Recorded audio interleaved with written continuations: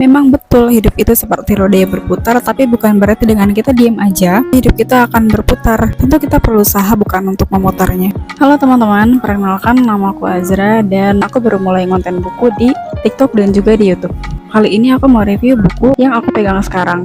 Judulnya Kenapa Harus Dipikirin, karya Indah Febritama. Jadi sebenarnya aku udah review buku ini di TikTok, tapi itu versi singkatnya, dan sekarang aku mau review versi yang lebih lengkapnya. Ada 205 halaman yang aku selesaikan dalam 3 hari baca.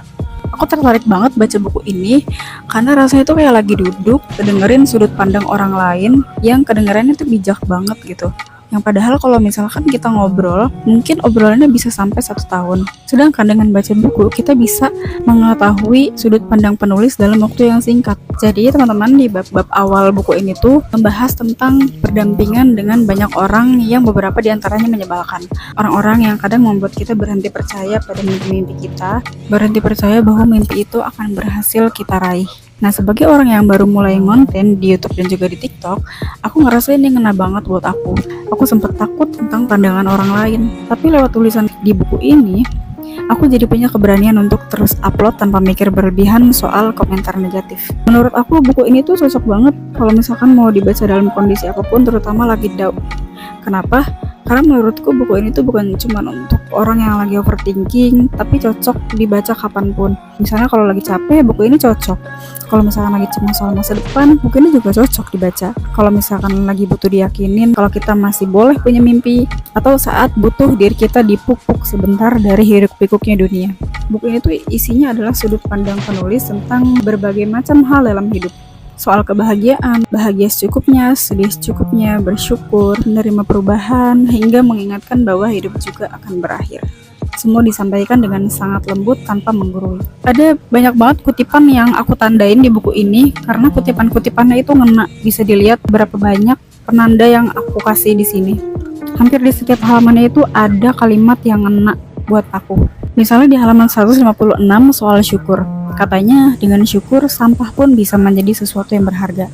Sedangkan tanpa syukur, hal berharga hanya seperti sampah pada akhirnya. Ini benar-benar menampar dengan halus. Karena kadang kita sibuk mengejar hal-hal besar, sampai lupa menghargai hal kecil yang terjadi dalam hidup kita. Terus ada di halaman 115, katanya mimpi buruk juga bagian dari mimpi. Aku suka bagian ini, karena dia ngajarin bahwa hidup nggak melulu indah. Tapi justru mimpi buruk itulah yang bikin kita sadar, belajar, dan bertumbuh. Terus di halaman 131 katanya, tetaplah hidup sampai waktunya mati. Kedengarannya simple ya, tapi ini dalam banget. Ini tuh kayak reminder buat kita yang kadang kehilangan arah. Aja hidup dulu, satu hari demi satu hari. Selanjutnya ada di halaman 150 tentang menghadapi hidup. Katanya, hadapilah meski tahu esok mungkin akan mati. Ini tuh kayak ngedorong kita buat tetap melakukan yang terbaik sekarang tanpa menunda. Di halaman 166 tentang sadar saat kita salah. Ini pasti relate banget sama banyak orang, termasuk kita ya. Dalam kehidupan sehari-hari kita sering kali salah tapi nggak mau disalahin. Katanya gini, jika merasa dirimu salah, berubahlah, perbaikilah, dan mengakulah. Ini sederhana banget kan, tapi sering paling susah untuk kita lakuin. Terus di halaman 172 yang katanya semua ini hanya titipan. Bagian ini ngajarin kita bahwa semua yang kita punya tuh cuma titipan. Jadi jangan terlalu sombong pada sesuatu yang kita miliki. Karena suatu waktu semuanya bisa diambil lagi oleh Tuhan. Di halaman 173 buat yang ngerasa nggak lagi dihargai, katanya kita akan menjadi manusia yang berharga bagi seseorang yang tepat. Kalimat ini cocok banget kalau kamu lagi di fase kehilangan validasi dari orang yang sekitaran. Halaman 143 dan 44 tentang harapan yang menenangkan. Aku yakin bahwa senang akan menyelimutimu kelak. Semua akan baik-baik saja. Percaya kita sudah lakukan yang terbaik dan tetap tanamkan prasangka baik. Ini sederhana juga sih. Semua hal yang disampaikan itu kayak hal sederhana tapi relate banget, dan kita butuh itu. Kita butuh seseorang untuk ngingetin itu. Kita butuh seseorang untuk bilang semua akan baik-baik aja. Nah, sebenarnya sebagian besar buku itu apa sih yang disampaikan? Dari 205 halaman yang aku baca dan dari banyaknya halaman yang aku tandai, aku merasa ada beberapa pesan besar yang disampaikan buku ini. Yang pertama, nggak apa-apa kok if you are not shining yet. Semua orang punya waktunya. Terus, nyampein juga kalau mimpi itu valid, mimpi kamu valid dan layak untuk diperjuangkan. Bikin kita ingat juga kalau hal pahit dalam hidup itu bikin kita menghargai rasa manis dalam hidup.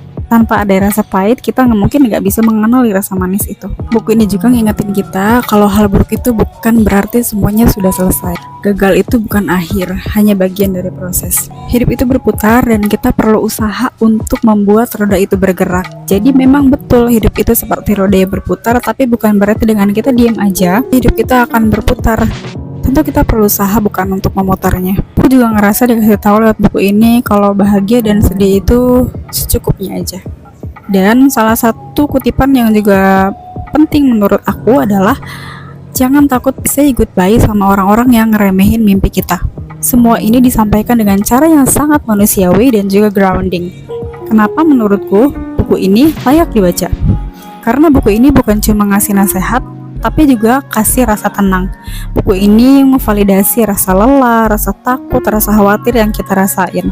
Dan kadang itu aja udah cukup untuk bikin kita kuat lagi. Jadi kalau misalkan kamu lagi butuh teman ngobrol lewat tulisan, lagi butuh dipuk-puk, atau sekedar ingin merasa didengar, coba baca buku ini ya teman-teman. Siapa tahu setelah selesai baca, kamu jadi menemukan alasan baru untuk bangkit lagi. Dan anyway, segitu aja reviewnya. Terima kasih sudah menonton dan selamat membaca.